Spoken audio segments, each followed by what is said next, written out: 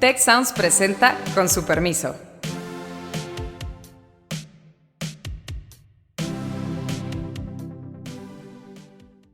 Con su permiso, yo soy Carlos Elizondo y hoy tenemos un programa especial.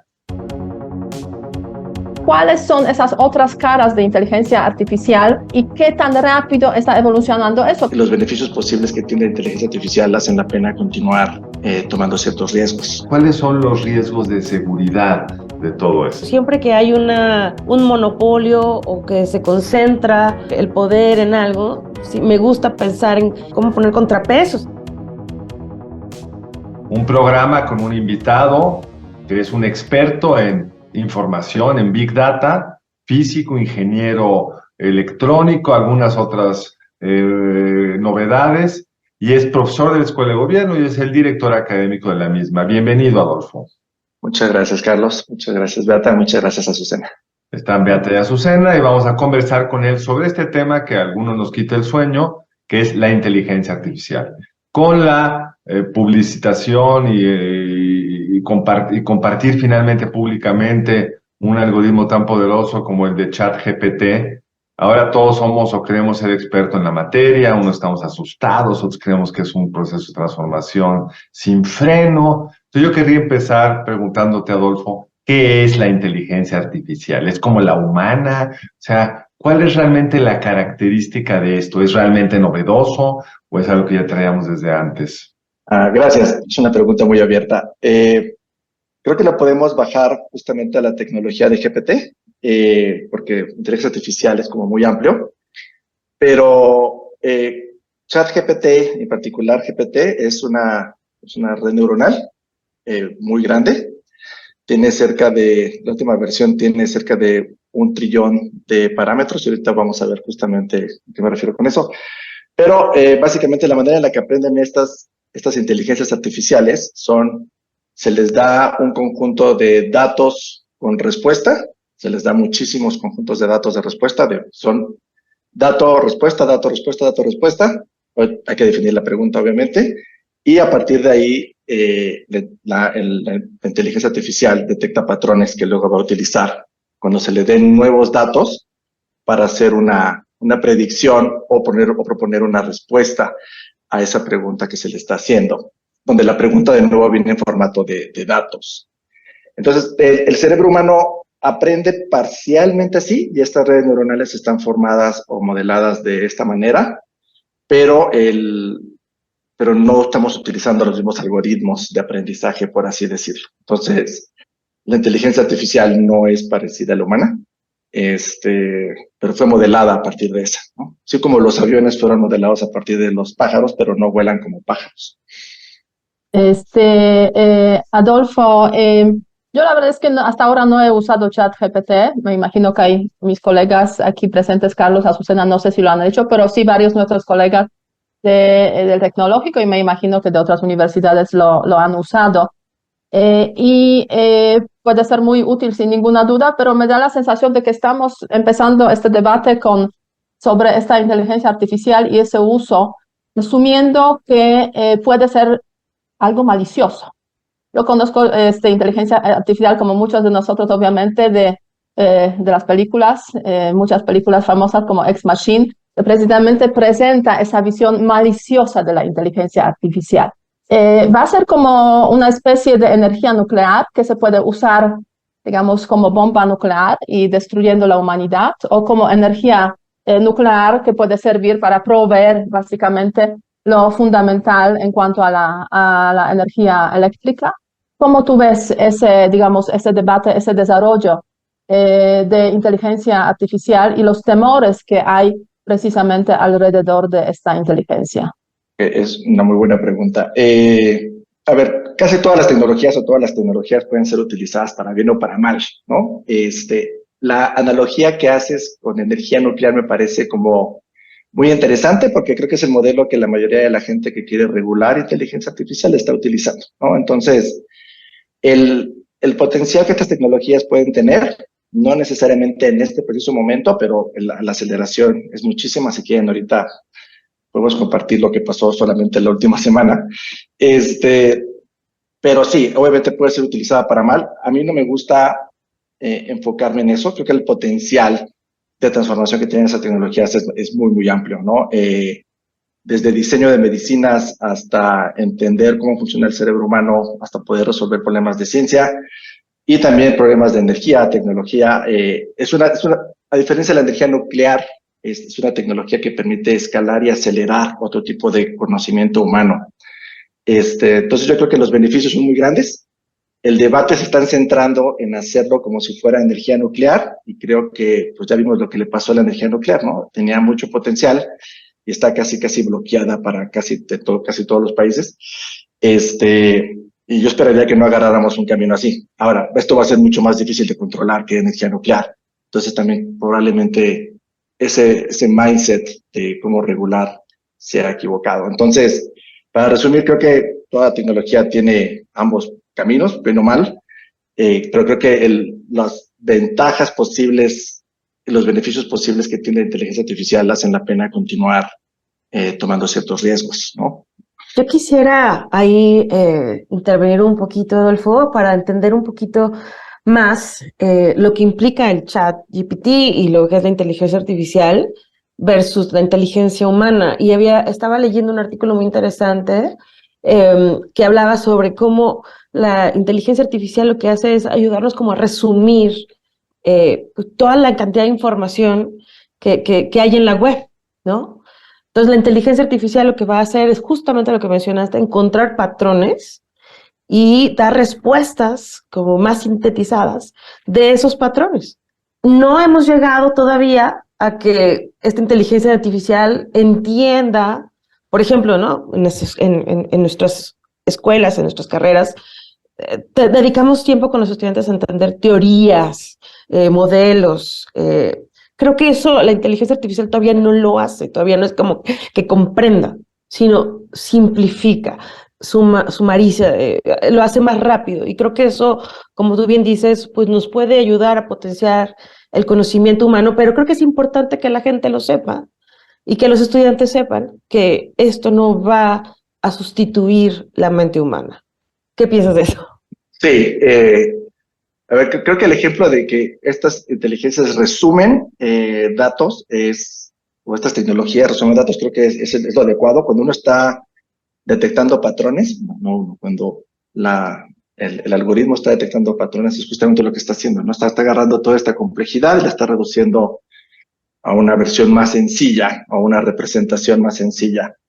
Eso por un lado. Entonces, creo que tecnologías como ChatGPT o GPT ahí, pues su capacidad de resumir, estamos hablando del Internet en su totalidad, ¿no? Entonces, por ese lado, creo que ese es un punto a saber. Creo que es una muy buena representación de lo que está haciendo, ¿no? Una. Luego, dos, la discusión entre inteligencia artificial o aumento de inteligencia, que tiene las mismas iniciales, pero al revés, es algo que viene desde los 50 era un debate muy importante que resurgió a principios del 2000 con ciencia de datos, y que ahorita se vuelve de nuevo muy, muy importante. Es decir, queremos desarrollar inteligencia artificial que sea autónoma y tenga capacidades cognitivas como las humanas, o queremos desarrollar inteligencias artificiales que sirvan como herramientas para aumentar nuestra capacidad de tomar decisiones. Es un debate que sigue y en algún momento creo que no va a ser distinguible entre eso y mejorarnos a nosotros con alguna cuestión química o cibernética. Pero el tercer punto es que, y creo que esto es más filosófico, hay una presunción de que los humanos no estamos, de que hay una qualia que nos hace diferentes, ¿no? De lo que está ocurriendo dentro de ChatGPT. Entonces, es bastante, si uno sabe lo que le está preguntando a ChatGPT, o sabe la respuesta de lo que le va a dar ChatGPT, uno sí puede detectar como que hay como cosas que no están bien o que no está escribiendo como humano, pero la capacidad de escribir como humano es muy, muy, muy amplia, ¿no? Entonces, yo no sé si la mayoría o si los humanos en general,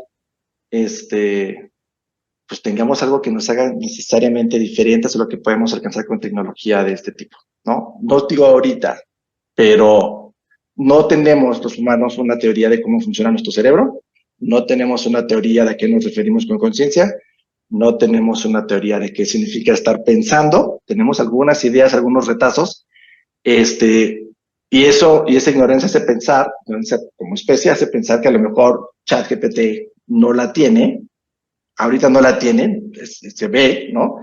Pero no hay ninguna barrera más que filosófica en este momento como para suponer que no podrían tener esa capacidad como tal. Ahora, hay trabajos que sí están al alcance de ser sustituidos por tecnologías como esta, sí.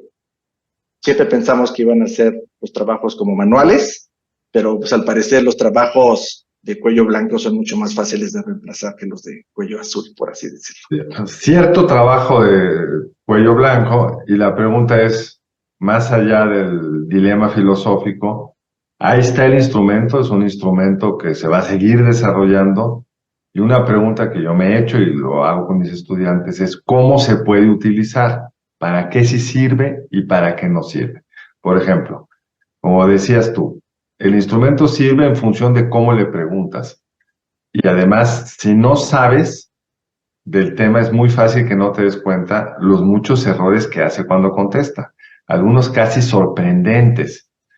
Mi esposa le puso a resumir un artículo, no era que lo buscó en la red la máquina, no es que estaba resumido, se lo puso un artículo sobre ella, sobre una historia, una cosa de historia, y no pudo resumir el argumento central del texto, se equivocó en lo central. Se equivocó porque el artículo de Daniela va en contra de, digamos, la conclusión generalizada respecto a este cónsul Bosques. Entonces, supongo que fue a la red y sacó la conclusión generalizada del cónsul Bosques y no hizo su trabajo de resumir bien el artículo no sé por qué. Pero entonces hay que saber para usarlo, pero hay muchas cosas que hace muy sorprendentemente bien. Tú, Adolfo, que seguro lo has usado además en muchos otros temas, porque yo solo lo he usado para temas que tienen que ver con redacción, traducción, búsquedas, etcétera. Hoy, ¿dónde dirías tú que el instrumento ya nos puede ayudar a cualquier lego como nosotros en lo que hagamos para simplificar, para cortar? Porque es como en su momento el Google Search. O sea, es raro que hoy alguno de nosotros no use Google Search, sería ridículo, es mucho más fácil que ir a la biblioteca físicamente. Entonces, ¿qué tendríamos que estar aprendiendo a hacer con este instrumento? Profesores, alumnos, etcétera. Me voy a permitir retroceder un poco para explicar la respuesta y volviendo justamente a la primera pregunta que hiciste. Estas inteligencias o machine learning, que es lo que es, o redes neuronales profundas, que es un tipo de machine learning, lo que están haciendo es recibir una cantidad de datos y se les enseña a responder una pregunta en particular, ¿no? Y regularmente estamos acostumbrados a que la pregunta que resuelve este tipo de machine learning es sí o no, o es una cantidad numérica, ¿no? Se le pasan columnas de alguna base de datos y se le pregunta algo en particular sobre ese renglón basado en esos datos de la columna, de una base de datos. Y eso es lo que van a aprender. Las tecnologías como GPT son generativas, y no, de ahí viene la G, por ejemplo, pero bueno, antes de entrar a esto, lo que están entrenadas es para complementar el texto, ¿ok? Y lo que hacen muy bien es mantener una memoria del texto. ¿Qué me refiero con esto? Si ustedes tienen un celular y tienen el autocompletar, se han fijado que cuando están escribiendo de repente les sugiere la siguiente palabra. Esa tecnología existe desde los 80s. ChatGPT es como una versión súper avanzada de eso, ¿no? Se les enseña a tener una gran... Se le pasa un texto, ¿no? Que ahora le decimos prompt, pero básicamente como fue entrenada se le daban pedazos de texto y él o ella o eso tenía que predecir la siguiente palabra, ¿no? Y mantener contexto. Se le entrenó para responder como humano. Eso fue lo que pasó. Y para poder hacerlo, pues se le mostraban pedazos de texto escritos por humanos en el internet, que pues ya de por sí de ahí vamos mal, y que completara de este lado. Se le tuvo que enseñar a ChatGPT y a GPT en general a no predecir perfectamente. Hay un parámetro de control, de nuevo, nada de esto es teórico, está basado en experiencia ingenieril, que le llaman temperatura, en el cual ChatGPT escoge al azar no la palabra más probable que siga, sino alguna del top, lo que sea. Y ese parámetro se le llama temperatura por una cuestión de física estadística, que no tiene nada que ver con física estadística, pues se le llama. Entonces, se le da texto y ChatGPT va completando palabra por palabra, y lo que hace es que cuando él completa una palabra, vuelve a pasar todo ese texto y vuelve a completar la palabra, y vuelve a pasar todo ese texto y vuelve a complementar la palabra. No está pensado para dar resúmenes de argumentos, sobre todo si son sutiles. Y ChatGPT no está pensado para conectarse a Internet e ir por cosas nuevas, ¿no? Por algunas cuestiones tecnológicas y de seguridad, ¿no? Básicamente. Dicho todo esto, entonces, ¿cómo interactúa uno con ChatGPT, no?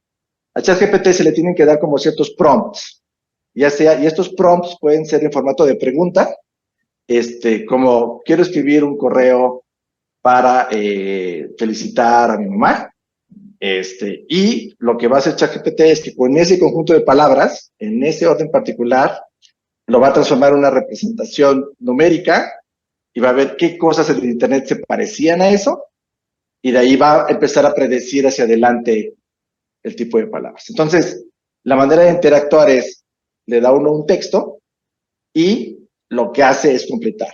Esto es importante porque si ustedes le piden planea algo, ChatGPT no tiene capacidades de planear. Hay tecnologías basadas en ChatGPT, esa es como la siguiente parte de lo que quisiera discutir, que sí pueden planear basado en texto y en otros planes que ha hecho personas, ¿no? Pero básicamente. Entonces, pedirle que autocomplete código, que es como yo lo utilizo, pedirle que haga un resumen de una idea y lo ponga como en bullets, pedirle que haga correos, pasarle una idea y pedirle que le escriba en un mejor español o en un mejor inglés, o pedirle yo escribir una idea y luego decirle tradúcemela al inglés. Todo ese tipo de cosas son posibles, pero todas parten de darle un texto y otra cosa. Es muy difícil en ChatGPT no humanizarlo, entonces la gente, incluido yo, a veces le pone como por favor o interactúa, pero esas interacciones no aportan mucho. Ya. Hasta incluso lo pueden confundir. Lo pueden confundir, de hecho. Sí, Pero Adolfo, es complicado. sí, Adolfo, entonces en este contexto lo que estás comentando, podríamos decir que el ChatGPT es una de las caras posibles de la inteligencia artificial. Podríamos decir la más sencilla, pero hay posibilidades de, digamos, otros tipos de esa inteligencia artificial, de otras actividades o acciones de inteligencia artificial. Y a raíz de eso, yo por ahí estaba leyendo un artículo también interesante sobre este tema, en el cual se menciona que, de hecho, pues claro, es la rivalidad entre las empresas de tecnología, la cual ha llevado a que el ChatGPT se empiece a usar de forma pública y tan amplia. Y de hecho hay empresas como Google, por ejemplo, que han sido bastante, podríamos decir, cautelosas para poner en público sus productos relacionados con inteligencia artificial, mientras que Microsoft ha sido menos, obviamente, en ese sentido cauteloso, y ahí estamos en esa rivalidad y el debate público sobre la inteligencia artificial que ha llevado incluso a que los pues conocidos de empresas de tecnología pues escriban una carta pidiendo pues démonos un paro de medio año. En esos días ha decidido salir de la empresa Google Geoffrey Hinton, uno de los creadores de inteligencia artificial. O sea, ¿cuáles son esas otras caras de inteligencia artificial y qué tan rápido está evolucionando eso? Porque tú acabas de mencionar que en una semana ha habido muchos avances. O sea, a ver si nos puedes profundizar un poco más en ese tema. Creo que la primera, y lo voy a dejar como pregunta para todos, no sé si este conjunto de tecnologías deberían de estar en manos de una sola empresa, ¿no? Lo que estamos viendo ahorita es que para poder desarrollar este tipo particular de tecnología de inteligencia artificial, solamente empresas como Google o Microsoft o Facebook tienen la capacidad de poder entrenarlas, generarlas, crearlas y controlarlas, ¿no? Entonces, creo que hay un debate interesante de que, dado que los datos con los que se están generando son de todos, yo no sé si los beneficios necesariamente deberían de estar restringidos ahí. Y no me estoy poniendo socialista, ¿no? Lo que estoy diciendo es, hay preguntas que son censuradas dentro de ChatGPT, ¿no? Entonces, la otra estaba yo preguntando sobre enhancers neurocognitivos, y empezó a dar una lista de estos. En algún momento tocó cannabis, automáticamente se bloqueó. Empezó a decir que no podía dar este tipo de información. Esa es una característica que no tenía el Internet.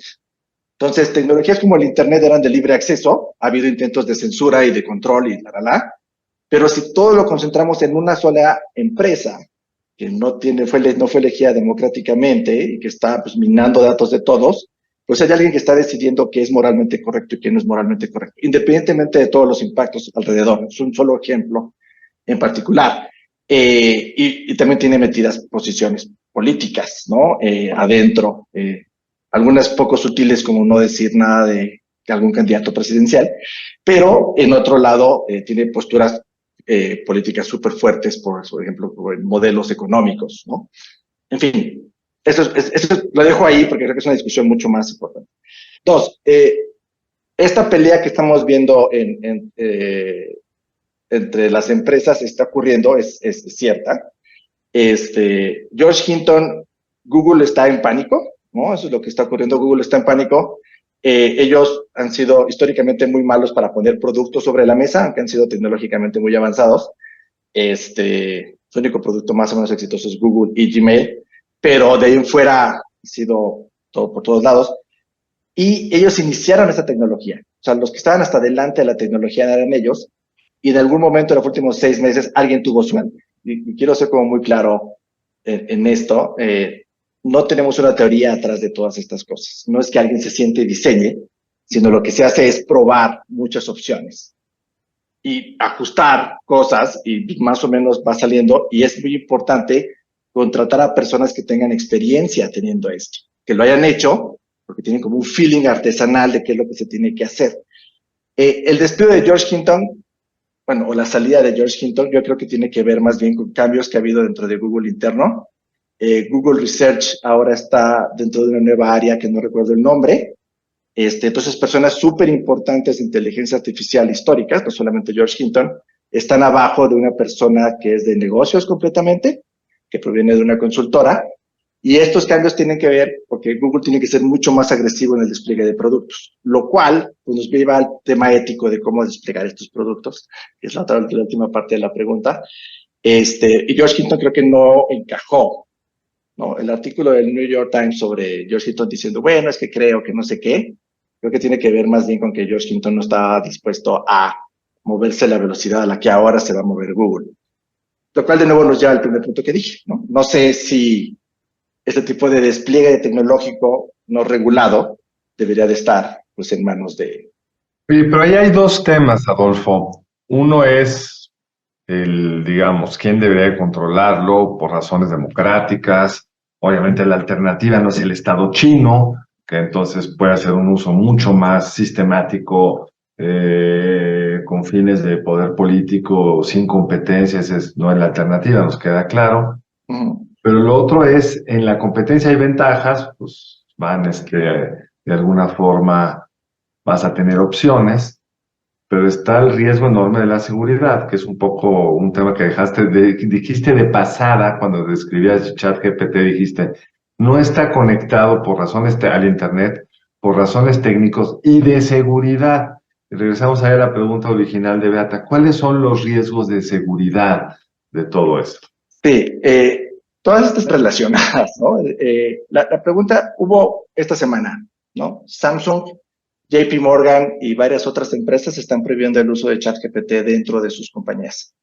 Y la razón por la cual lo están haciendo es porque, aunque es una muy buena herramienta, pues uno tiene que proveerle texto a esta cosa.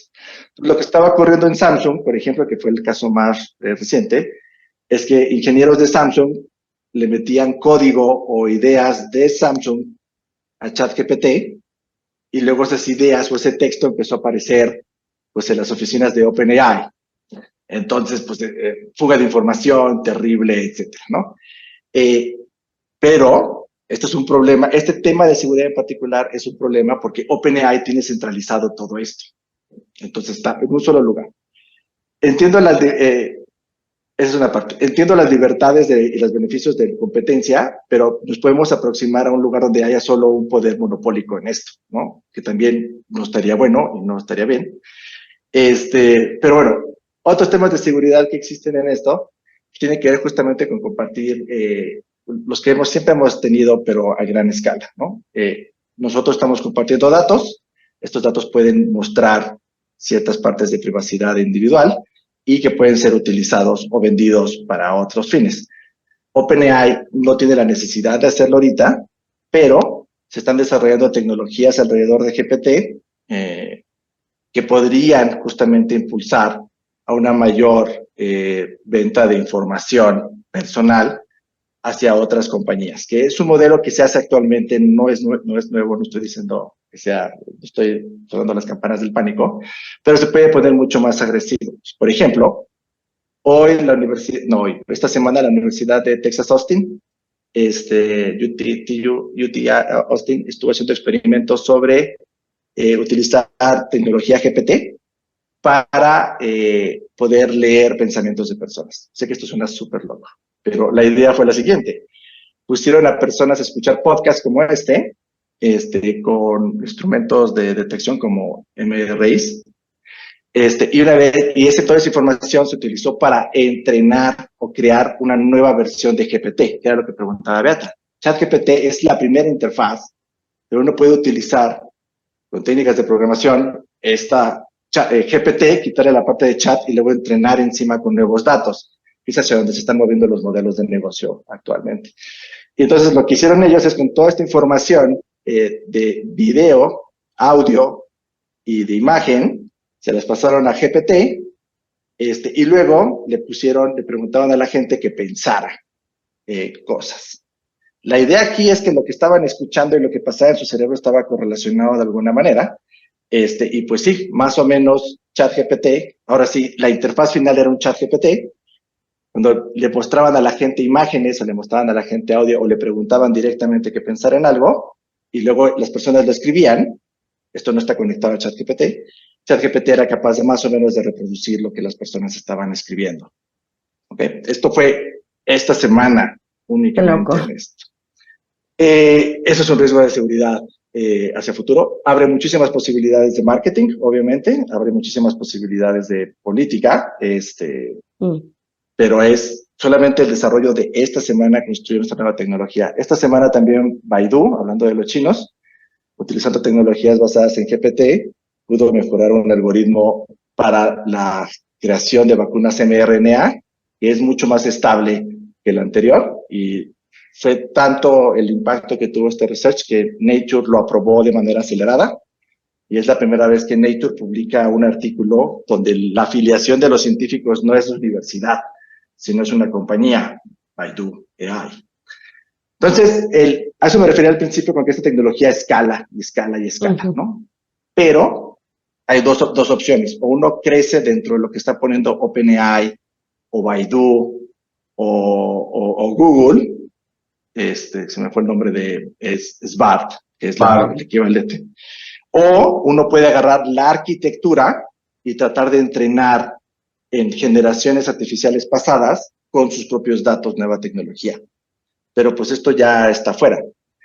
Yo creo que esas son las principales. Bueno, no conectarlo a Internet, esta no es la razón principal, pero se han seguido las discusiones sobre los riesgos de que una inteligencia artificial se escape, tiene que ver justamente con esto. Entonces, no darle acceso a Internet tiene que ver con que no destruyan el core de la inteligencia, como le pasó a Microsoft hace 5 años con la inteligencia que liberó en Twitter, que se volvió racista. Pero por otro lado, alguna gente dentro de OpenAI, pues sí teme que esta inteligencia artificial se escape y se reproduzca de manera mucho más rápida y acelerada que los humanos. Esto es especulación, obviamente, pero es parte de la seguridad que se toma, ¿no? Al respecto. Muy bien, pues ya vamos, creo que ya vamos cerrando. Nada más una pregunta que ahorita mis colegas dirán más, pero ¿qué podemos hacer, Adolfo? ¿qué nos recomiendas como profesores para comunicar con nuestros estudiantes, para contrarrestar? Digo, siempre que hay un monopolio o que se concentra el poder en algo, sí, me gusta pensar en cómo poner contrapesos a esto. Y digo, se ve que está difícil por la tecnología, por lo rápido que avanza, pero una recomendación rápida que nos puedas dar. Y quizá también en el mismo sentido la pregunta de Azucena, Adolfo, hoy un estudiante de licenciatura, de maestría, de doctorado, ¿qué tendría que estar haciendo respecto a este instrumento para su desarrollo profesional? ¿Cómo no verlo como una amenaza, sino como un apoyo? Sí, creo que hay que utilizar esta tecnología, ¿no? Esta tecnología amplifica, ¿no?, las capacidades, y creo que dentro de la academia y dentro de las universidades deberíamos de estar más o menos como quitando la parte que acabo de decir de monopolios y la verdad, creo que es una cosa que deberíamos de estar celebrando, ¿no? Nos permite como educadores, si lo sabemos llevar, a clases más dinámicas, o inclusive a poder tocar temas más profundos en nuestras clases, ¿no? Así como dejamos de pasar de la regla de cálculo a la calculadora y de la calculadora hacia acá, o del uso de Internet, que había que enseñarles cómo utilizar una tarjeta de biblioteca, creo que hay cierto conocimiento que tenemos que podemos mover, ¿no?, hacia nuevas fronteras, y creo que hay un reto muy importante de saber utilizarlo de esa manera. Requiere repensar todo el marco educativo y cómo evaluamos, pero desde el punto de vista de estudiantes, creo que no utilizarlo pues los pone en desventaja competitiva, ¿no?, mientras estemos donde estamos. Entonces, enseñarles a tener pensamiento crítico, a saber cómo es la pregunta, a saber que no es alguien que les va a hacer el trabajo, sino es alguien que les va a ayudar a mejorar su trabajo, creo que es parte de lo que tenemos que estar educando, por lo menos actualmente. Y pues eso. Ahora, respecto a los monopolios, creo que muchas de las tecnologías que estamos viendo ahorita, y solamente tocamos una de las otras 45 que está viendo, están redefiniendo cómo nos vamos a conceptualizar como humanos, ¿no? Entonces, entre más personas participen y más personas discutan lo que está ocurriendo y den opiniones, ¿no?, sobre qué es lo que debemos o qué queremos movernos, ¿no?, como especie, creo que es lo que hay que hacer, ¿no? Estas decisiones no deberían de quedar encerradas en unas solas personas, nunca. Pero la gente no lo está haciendo, no somos capaces de llevarlo para allá la discusión. Pues Adolfo, realmente un tema fascinante, se mueve tan rápido y quedó tanto por contestar, además, que tendrás que regresar.